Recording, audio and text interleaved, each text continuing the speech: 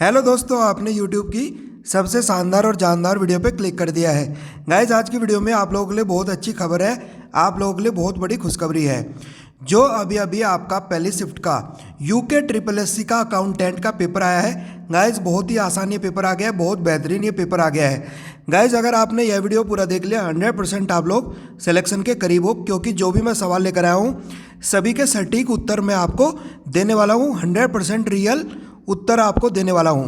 तो गाइज, ये आपकी बेस्ट वीडियो रहेगी। इससे बेस्ट वीडियो आपको पूरी यूट्यूब पर नहीं मिलेगी। पहले शिफ्ट का पेपर जल्दी से मैं आपको करा देता हूं। आप लोग वीडियो को लाइक करते हुए जरूर चलेंगे। देख लेते गाइज क्या क्या सवाल पूछे गए। तो दोस्तों, अगर आप किसी गवर्नमेंट एग्जाम की तैयारी कर रहे हो, सभी सब्जेक्ट को ट्रिक से पढ़ना चाहते हो, तो गाइज नीचे लाल कलर का बटन दबाकर चैनल को सब्सक्राइब कर लेंगे। सभी गवर्नमेंट एग्जाम की ट्रिक के लिए, मम्मी पापा का सपना पूरा करने के लिए बेल को ऑल कर लेंगे, ताकि सभी नोटिफिकेशन आपको हमारे चैनल एग्जाम ताज पर टाइम टू टाइम मिलता रहे। देख लेते गाइज पहला सवाल क्या पूछा गया। तो दोस्तों, पहला सवाल पूछा गया, गुप्त काल में सोने के सिक्कों को क्या कहा जाता था, ये आपको बताना था। तो राइट आंसर हो जाएगा दिनार। दिनार आपका करेक्ट आंसर चला जाएगा। ओके गाइस, अगला सवाल भी देख लेते हैं। एक सवाल गाइस आपका ये भी बेहतरीन पूछ लिया गया, राउफ डांस भारत में किस राज्य में होता है। तो गाइस, ये डांस आपका कौन से राज्य में होता है, ये होता है जम्मू एंड कश्मीर राज्य में। ये भी आपको याद रखना है। ओके गाइस, अगला सवाल भी देख लेते हैं। एक सवाल गाइस आपका ये पूछा गया, गुजरात का प्रसिद्ध द्वारकाधीश मंदिर किस नदी के किनारे स्थित है। तो गाइस, ये गोमती नदी के किनारे स्थित है। 4 ऑप्शन थे, ब्रह्मपुत्र, गोदावरी, गंगा और आपकी कावेरी। तो राइट आंसर हो जाएगा आपका गोमती नदी। ठीक है गाइस, अगला सवाल देख लेते हैं क्या पूछ लिया गया। गाइस, जो भी मैं सवाल लेकर आया हूँ 100% रियल सवाल है। वीडियो पूरा देखने पर आपको पेपर का लेवल पता चलेगा। पेपर काफ़ी इजी आया है। मधुशाला रचना के रचयिता कौन है। तो गाइस, इनका नाम है हरिवंश राय बच्चन जी। ठीक है गाइस, उम्मीद करता हूँ आप लोग वीडियो को लाइक कर रहे होंगे। मम्मी पापा का सपना पूरा करने के लिए आप लोग चैनल को ज्वाइन कर रहे होंगे। ठीक है गाइस, अगला सवाल देख लेते हैं क्या पूछ लिया गया। तो गाइस, एक सवाल आपका ये भी पूछा गया, सोरठा के प्रथम चरण में कितनी मात्राएं होती है। तो गाइज, इसमें होती है 11 मात्राएं, आपको याद रखना है। इंपॉर्टेंट सवाल है गाइज, बार बार पूछा जाता है। आगे बढ़ लेते हैं, अगला सवाल भी देख लेते हैं। एक सवाल गाइज आपका ये भी पूछा गया, नाक का बाल होना।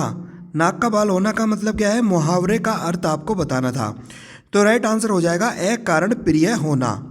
देख लेते गाइज अगला सवाल। एक सवाल गाइज आपका ये पूछा गया, पीपर पात सरिस मंडोला कौन सा अलंकार है इसमें। तो गाइज, इसमें है उपमा अलंकार। ये भी आपको याद रखना है। देख लेते गाइज अगला सवाल, युद्ध और शांति उपन्यास के लेखक कौन है। तो गाइज, इनका नाम है लेव टोल्स्टॉय।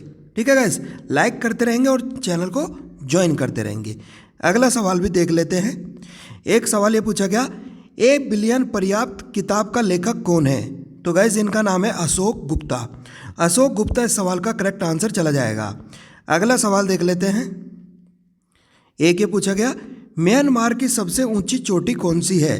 तो इसका नाम है हका काबो राजी, जो कि 5881 मीटर की है। ठीक है गाइस, अगला सवाल देख लेते हैं।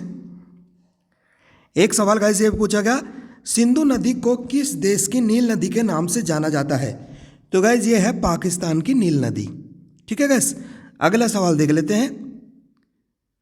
केंद्रीय रिजर्व पुलिस बल का मुख्यालय कहाँ पर है। तो गाइज, ये मुख्यालय है आपका न्यू दिल्ली में। इंपॉर्टेंट है गाइज, अगर आपने अब ये वीडियो पूरा देख लिया 100% आपके चांस बन जाएंगे, क्योंकि काफ़ी सवाल आपके रिपीट होंगे। विश्व शांति दिवस कब मनाया जाता है। तो ये मनाया जाता है 21 सितंबर को। 21 सितंबर इस सवाल का करेक्ट आंसर चला जाएगा। आगे बढ़ लेते हैं, अगला सवाल भी देख लेते हैं। राष्ट्रीय खेल दिवस कब मनाया जाता है। गाइज, आपके दिवस से काफ़ी सवाल बन रहे हैं। ठीक है, आप लोग करके जाएंगे। तो राष्ट्रीय खेल दिवस मनाया जाता है 29 अगस्त को। ये भी आपको याद रखना है। आगे बढ़ लेते हैं गाइस, अगला सवाल भी देख लेते हैं। A passage to England book के लेखक कौन है। तो गाइस, इनका नाम है नीरज सिंह चौधरी। ये भी आपको याद रखना है। अगला सवाल देख लेते हैं। राष्ट्रीय विज्ञान दिवस किस दिन मनाया जाता है? तो गाइज ये मनाया जाता है 28 फरवरी को। 28 फरवरी सवाल का राइट आंसर चला जाएगा। आगे बढ़ लेते हैं दोस्तों, वीडियो बहुत बेहतरीन होगी, बस आप लोगों का सपोर्ट चाहिए मुझे, ठीक है। चैनल को ज्वाइन जरूर करते रहेंगे। अगला सवाल देख लेते हैं। राष्ट्रीय ग्रीष्मकालीन ओलंपिक 2024 का आयोजन किस देश में किया जाएगा? ये किया जाएगा समर ओलंपिक का जो आयोजन है 2024 में कहाँ किया जाएगा? फ्रांस। फ्रांस इस सवाल का राइट आंसर चला जाएगा। अगला सवाल देख लेते हैं। एक सवाल ये पूछा गया 1526 में भारत में मुगल साम्राज्य की स्थापना किसने की थी? तो गाइस ये की थी बाबर ने।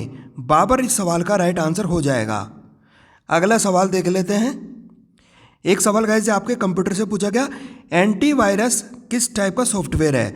तो गाइस ये मालवेयर टाइप का सॉफ्टवेयर है। सी ऑप्शन आपका राइट आंसर हो जाएगा। अगला सवाल देख लेते हैं।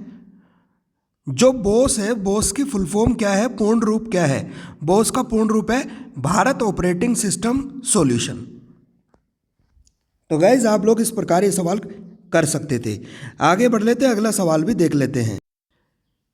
तो गाइज एक सवाल आपका ये बीकॉम फील्ड से पूछा गया इनकम टैक्स एक्ट कब लागू किया गया था?